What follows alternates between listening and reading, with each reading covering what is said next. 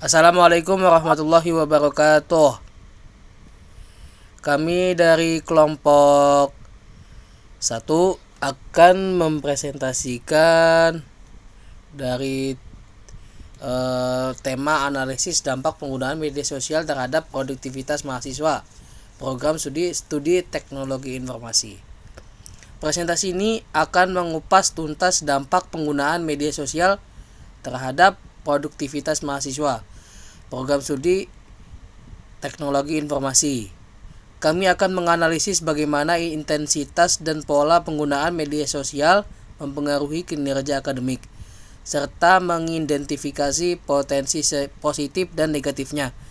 Diharapkan pemahaman ini dapat memberikan wawasan berharga bagi mahasiswa, akademisi, dan institusi pendidikan dalam pengoptimalan lingkungan belajar di era digital. Tolong dibaca Dimas. Atau siapa yang di situ?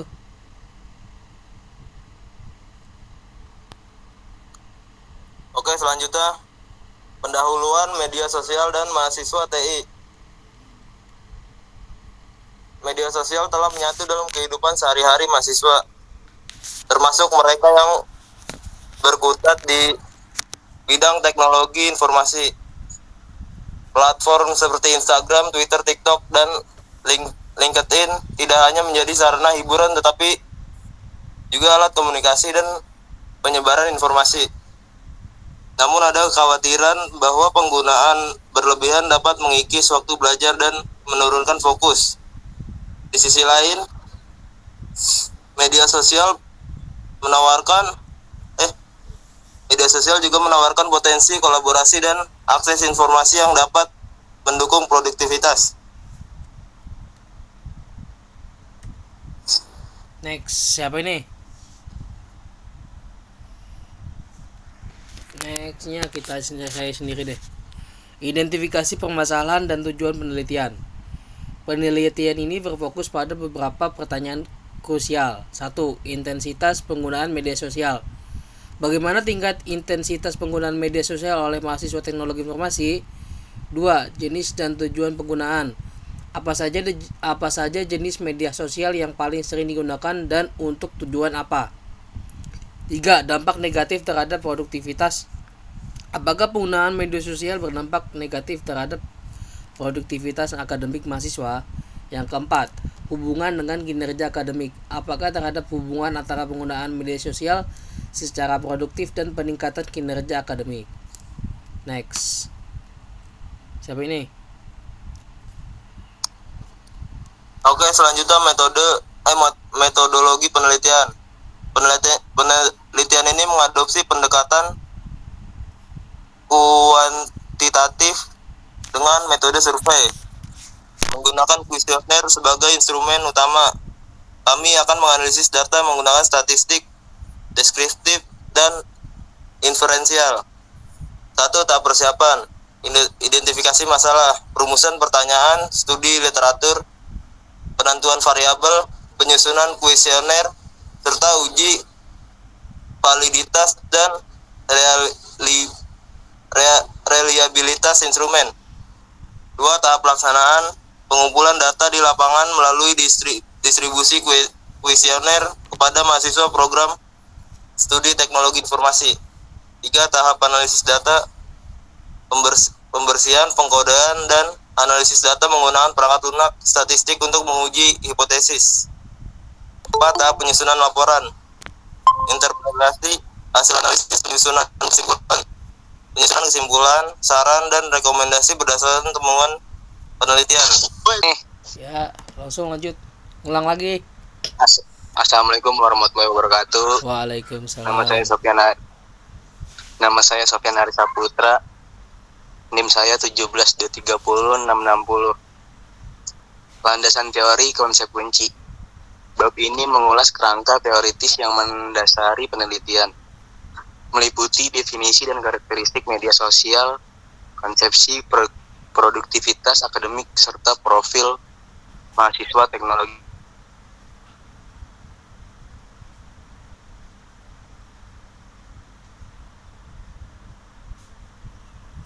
populer dan perannya sebagai alat komunikasi, informasi, hiburan, dan jejaring. Produktivitas diartikan dalam konteks akademik dengan indikator seperti IPK, penyelesaian tugas tepat waktu, dan partisipasi. Faktor internal dan eksternal yang mengaruh produktivitas juga akan diuraikan. Kerangka teori hubungan. 1. Teori penggunaan dan gratifikasi. Menjelaskan motif individu menggunakan media sosial. Yang kedua, teori pembelajaran sosial, bagaimana perilaku produktif atau tidak produktif dipelajari. Dan yang ketiga, konsep distraksi digital, dampak notifikasi dan konten pada fokus dan produktivitas. Pemahaman mendalam tentang teori-teori ini krusial untuk menganalisis dan menginterpretasi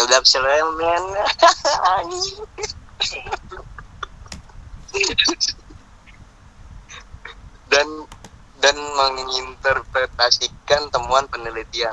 Sekian dari saya, Sofina Saputra. Terima kasih. Septama. Ada nggak Septama? Wih. Yang saya bacakan lagi atas nama Muhammad Haikal Nugroho dengan NIM 17231062. Tinjauan penelitian terdahulu. Bagian ini menyajikan tinjauan terhadap studi-studi sebelumnya yang relevan dengan dampak penggunaan media sosial terhadap produktivitas mahasiswa. Dampak positifnya, kolaborasi tugas dan proyek akademik, dan yang kedua, akses informasi dan sumber pelajar tambahan. Yang ketiga, jejaring dengan dosen dan sesama mahasiswa. Yang keempat, pengembangan keterampilan digital dan literasi informasi. Dampak negatifnya, prokrastinasi dan penyalahgunaan waktu. Yang kedua, distraksi dan pengumuman konsentrasi belajar. Ketiga, gangguan tidur dan kesehatan mental. Yang keempat, perbandingan sosial negatif dan risiko kecanduan. Yang selanjutnya, analisis data dan hasil penelitian.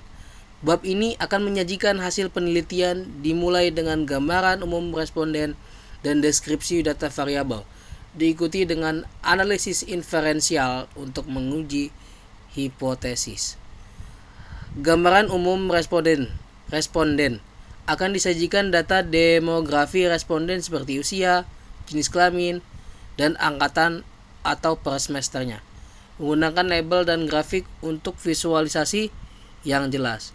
Usia dari 18 sampai dengan 23 tahun, jenis kelamin pria dan wanita, angkatan, distribusi semester. Deskripsi data variabel, statistik, deskripsi frekuensi, durasi, platform paling sering digunakan, dan tujuan pengguna media sosial untuk produktivitas akan dideskripsikan manajemen waktu, penyelesaian tugas, fokus belajar, dan IPK.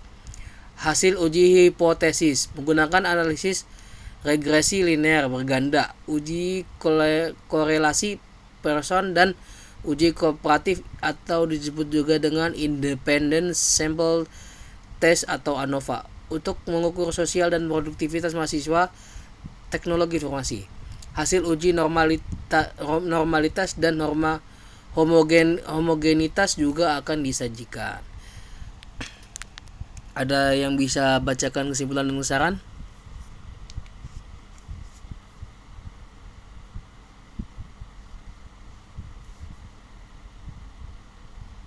Saya bisa.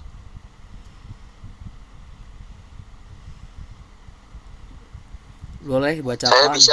Dibacakan boleh. Saya bisa menyampaikan. Kepada Asep aja, Septama Binsar. Mana anaknya nggak ada? Itu dia katanya nggak ada suaranya, Cok. Udah saya lagi dah. Kesimpulan. Saya, Cok. Saya aja, Cok. Oke, saya Sofiana. Bisa nggak usah lagi ya, nggak usah gue.